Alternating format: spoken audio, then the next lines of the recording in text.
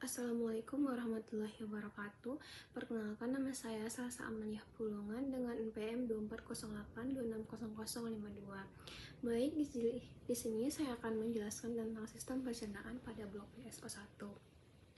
Dimulai dari fungsi dan proses sistem pencernaan. Sistem pencernaan itu bertugas utama untuk menyediakan asupan berupa makanan, air, dan elektrolit yang sangat penting bagi sel-sel tubuh.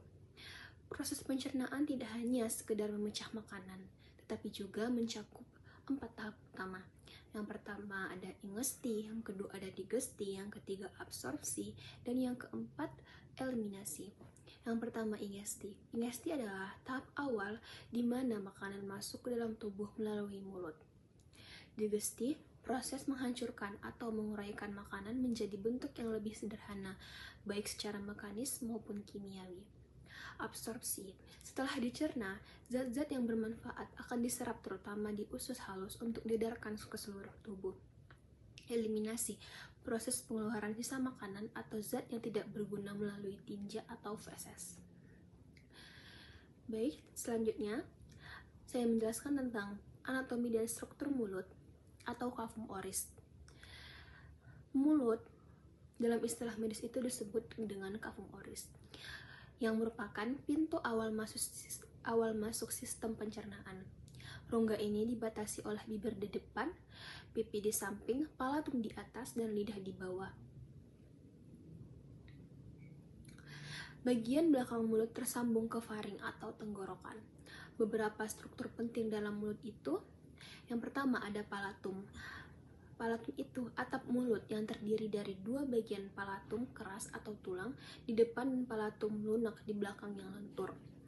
Kedua itu ada uvula. Uvula itu yaitu bagian kecil berbentuk seperti kerucut yang menggantung di tengah palatum lunak. Tonsil berada di bagian belakang, berperan dalam sistem kekebalan tubuh. Permukaan dalam mulut dilapisi oleh lapisan mukosa dan epitel, serta di dalamnya terdapat gigi, lidah, dan kelenjar saliva. Setelah itu, proses pencernaan di mulut. Di dalam mulut, makanan mulai diproses melalui dua cara. Yang pertama ada secara mekanik, yang kedua ada secara kimiawi. Secara mekanik, makanan itu dikunyah oleh gigi menjadi potongan kecil agar mudah ditelan dan dicerna lebih lanjut.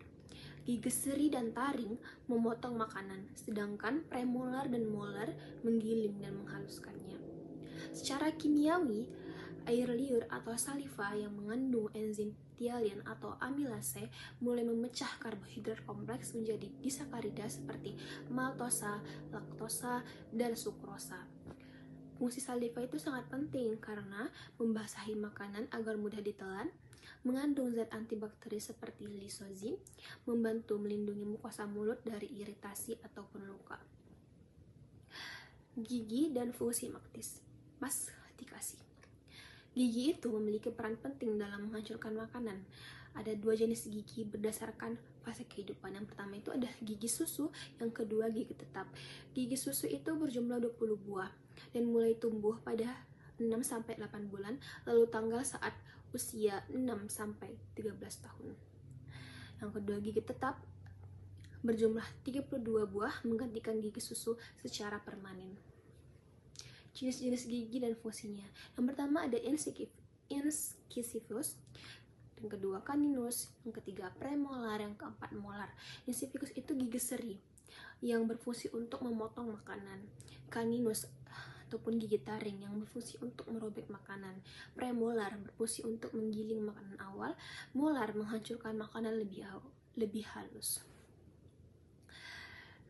Mastikasi itu adalah proses mengunyah makanan dengan bantuan gigi dan lidah. Lidah juga membantu mencampur makanan dengan saliva, lalu membentuk bolus atau gumpalan makanan lunak yang siap ditelan. Faring dan esofagus. Faring atau tenggorokan adalah saluran pendek berbentuk kerucut yang menghubungkan mulut dengan esofagus dan saluran pernapasan. Faring itu terbagi menjadi 3 bagian. Yang pertama ada pars nasalis, pars oralis, pars laryngeal.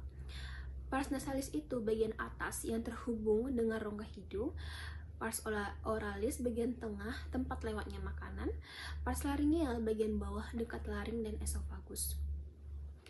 Refleks menelan akibat dorongan makanan ke belakang oleh lidah, palatum lunak menutup hidung agar makanan tidak masuk ke rongga hidung, epiglottis menutup laring agar makanan tidak masuk ke saluran pernapasan. Esofagus adalah saluran otot sepanjang kurang lebih 20-25 cm yang menghubungkan paring dengan lambung. Letaknya itu berada di belakang trakea dan di depan tulang belakang. Struktur esofagus terdiri dari mukosa, submukosa, dua lapis otot sirkular dan longitudinal, dan jaringan ikat. Makanan masuk ke lambung melalui gerakan peristaltik atau kontraksi otot bergelombang dibantu juga oleh gaya gravitasi. Lambung yang atau disebut juga dengan gestar. Lambung itu adalah kantong otot yang terletak di bawah diafragma di bagian kiri atas rongga perut, terbagi menjadi fundus di bagian atas, antrum pilorik bagian bawah, terhubung ke esofagus melalui sphincter cardia. Usus 12 jari ataupun duodenum melalui sphincter pylorus. Lapisan lambung itu ada serosa atau peritoneum yang berfungsi untuk melapisi pelindung luar ataupun lapisan pelindung luar. Lapisan otot itu yang pertama ada longitudinal ataupun luar sirkular yang di tengah, obliku yang di dalam. Submukosa, jaringan yang banyak pembuluh darah atau limfe. Mukosa memiliki lipatan, rugae, dan mengandung sel epitel silinder penghasil mukus. Kelenjar lambung itu ada 3. Yang pertama ada glandula cardiaca, yang kedua glandula gastricae, glandula pyloricae, mengandung sel epitel silinder penghasil mukus. Kelenjar lambung itu ada 3. Yang pertama ada glandula cardiaca, yang kedua glandula gastricae, glandula pyloricae. Glandula cardiacae itu fungsinya untuk menghasilkan mukus. Glandula gastricae fungsinya untuk menghasilkan pepsin dan asam lambung atau HCl. Glandula pyloricae itu fungsinya untuk menghasilkan hormon. Sekresi lambung.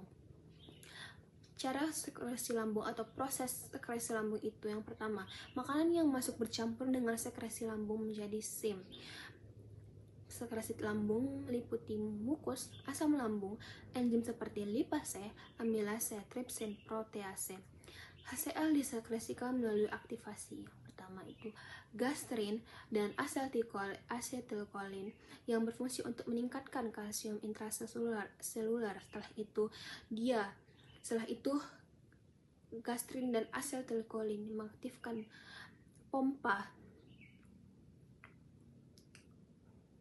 H+ ATP.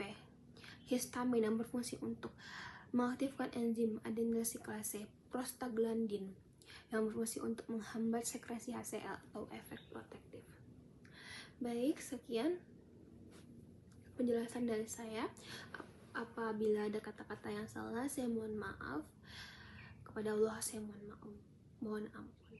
Assalamualaikum warahmatullahi wabarakatuh.